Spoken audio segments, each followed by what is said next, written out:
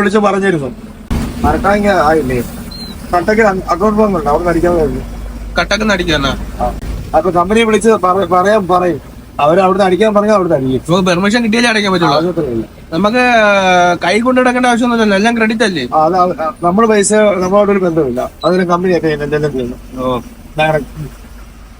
Bhubaneswar city കഴിഞ്ഞിട്ട് ഉച്ചയ്ക്കത്തെ food കഴിക്കാനായിട്ട് നമ്മളെല്ലാവരും കൂടെ വണ്ടി ഒതുക്കി വൈക്കോലിട്ട് കെട്ടിയ ചെറിയൊരു ഹോട്ടൽ. അത്യാവശ്യം നല്ല വൃത്തിയുള്ള ഹോട്ടൽ തന്നെയാണ്. ഇവിടുത്തെ ഊണെന്ന് പറയുന്നത് ചോറും ഡാല് കറിയും പിന്നെ ഉരുളക്കിഴങ്ങ് വെണ്ടയ്ക്കിട്ട് വരട്ടിയതും വെജിറ്റബിൾ സലാഡും പനീർ കറിയുമാണ് കിട്ടിയത്. പിന്നെ നമ്മുടെ ആവശ്യപ്രകാരം പോലെ പൊരിച്ച മുട്ടയും. അത്യാവശ്യം നല്ല ടേസ്റ്റുള്ള നല്ല ഭക്ഷണം തന്നെയാണ് കഴിക്കാൻ കിട്ടിയത്. ഒരു ഊണിനും ഓംലേറ്റും കൂടി 90 രൂപ മാത്രമാണ് വിലയായത്. ഫുഡ് കഴിച്ച് റോഡിലോട്ട് കയറി അപ്പോഴാണ് ഒരു 407 മോളിൽ ഒരു ലൈലാൻഡ് കയറി പോകുന്നത് കണ്ടത്. നമ്മുടെ യാത്ര തുടർന്നു. ഡീസൽ വളരെ കുറവായതുകൊണ്ട് ഡീസൽ അടിക്കാനായിട്ട് നേരെ പമ്പിലോട്ടാണ് പോകുന്നത്. പമ്പിൽ കയറിയപ്പോഴാണ് കണ്ടത് ഈ റൂട്ടിൽ ഓടുന്ന എല്ലമ്പാന്റെ മറ്റു വാഹനങ്ങൾ ഒരുപാട് ഇവിടെ കിടപ്പുണ്ട്. ഡീസൽ അടിക്കാനായിട്ട് കമ്പനിയിൽ നിന്ന് പെർമിഷനും OTP വേണം. കമ്പനിയിൽ നിന്ന് OTP കിട്ടുന്നവരെ നമ്മളിവിടെ വെയിറ്റ് ചെയ്യാനാണ് തീരുമാനിച്ചിരിക്കുന്നത്. സ്വാഗത് പെട്രോൾ പമ്പിലാണ് നമ്മളിപ്പോൾ നിൽക്കുന്നത്. ഇവിടെ വരുന്നവർക്ക് ഒരുപാട് സൗകര്യങ്ങളാണ് ഇവിടെ ഒരുക്കിയിരിക്കുന്നത്. അകത്തേന് ഒരു ATM ഉണ്ട്, AC ഫാമിലി റെസ്റ്റോറന്റ് ഉണ്ട്, ഹാൾട്ടായി കിടക്കുന്ന ഡ്രൈവർമാർക്ക് കിടക്കാൻ ഡോർമെട്രി സൗകര്യമുണ്ട്, കുളിക്കാൻ നല്ല വെള്ളമുണ്ട്, വൃത്തിയുള്ള റെസ്റ്റ് റൂം ഉണ്ട്. ഒരുപാട് വാഹനങ്ങൾക്ക് ഒരേ സമയം പാർക്ക് ചെയ്യാനായിട്ട് നല്ല സ്പേസും ഉണ്ട്. കമ്പനിയിൽ നിന്ന് OTP കിട്ടിയ ശേഷം നമ്മൾ ഡീസൽ അടിച്ച് തുടങ്ങി. ഒഡീഷയിൽ ഡീസലിന് 92 രൂപ 91 പൈസയാണ് ഇന്നത്തെ വില. ടാങ്ക് ഫുള്ളാവാൻ 191 ലിറ്റർ അടിക്കേണ്ടി വന്നു. 100 ലിറ്ററിൽ കൂടുതൽ അടിച്ചാൽ 13 ഐറ്റം ഉള്ള ഒരു ട്രാവൽ കിറ്റ് ഗിഫ്റ്റ് ആയിട്ട് കിട്ടുമെന്ന് ബോർഡ് കണ്ടു. 100 ലിറ്ററിൽ കൂടുതൽ അടിച്ചുകൊണ്ട് നമുക്കും കിട്ടി ഗിഫ്റ്റ്.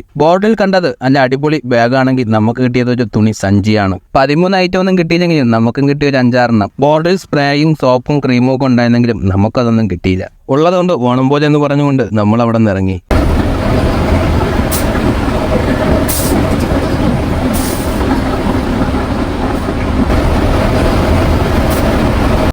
അങ്ങനെ നമ്മൾ ഡീസലൊക്കെ അടിച്ച് കഴിഞ്ഞ ശേഷം പിന്നെ വീണ്ടും നമ്മൾ കുറച്ച് റെസ്റ്റ് എടുത്തു. നമ്മൾ കുറച്ച് നേരമായിട്ട് നല്ല ലോങ് ആയിട്ട് ഓടിക്കൊണ്ടിരിക്കുകയല്ലേ. രാവിലെ 7 മണിക്ക് 8 മണി സമയത്തൊക്കെ വണ്ടി എടുത്തേച്ച് നല്ല ലോങ് ആയിട്ട് ഓടിക്കൊണ്ട് നമ്മൾ കുറച്ച് റെസ്റ്റും കൂടെ ഒക്കെ എടുത്ത ശേഷമാണ് നമ്മൾ വീണ്ടും വൈകിട്ട് യാത്ര തുടങ്ങുന്നത്. ഇനി നേരെ എവിടെയല്ലേ സ്റ്റോപ്പ്? ഇന്ന് എന്തായാലും ജാർഖണ്ഡ് കയറണം എന്നുള്ള ഇതിലാണ് നിൽക്കുന്നത്. അപ്പൊ ഇന്ന് ജാർഖണ്ഡ് ബോർഡർ കയറണമെന്നാണ് വിചാരിക്കുന്നത്. അല്ലെങ്കിൽ എവിടെ കുളിക്കാൻ ഇറങ്ങുമെന്ന് പറഞ്ഞു. കുളിക്കാൻ ഇറങ്ങാൻ പറ്റുകയാണെങ്കിൽ നോക്കട്ടെ അവിടെ എവിടെയാണ്? ബാലസൂർ എന്ന് പറയുന്ന അല്ലെ നദിയാണ്. അല്ല സ്ഥലപ്പേടാ പറഞ്ഞു ബാലസൂർ. അപ്പൊ അവിടെ കുളിക്കുന്നുണ്ട്. നദി ബാലസൂരിൽ ഒരു നദിയുണ്ട്, അവിടെ കുളിക്കാൻ ഇറങ്ങാൻ പറ്റുമെങ്കിൽ ഇറങ്ങാൻ എന്നാണ് പറയുന്നത്. നല്ല വൈബ് എന്നാണ് കേട്ടത്. നല്ല രസമായിരിക്കല്ലേ? സ്ഥിരം ഇറങ്ങാനുള്ളതാണ്.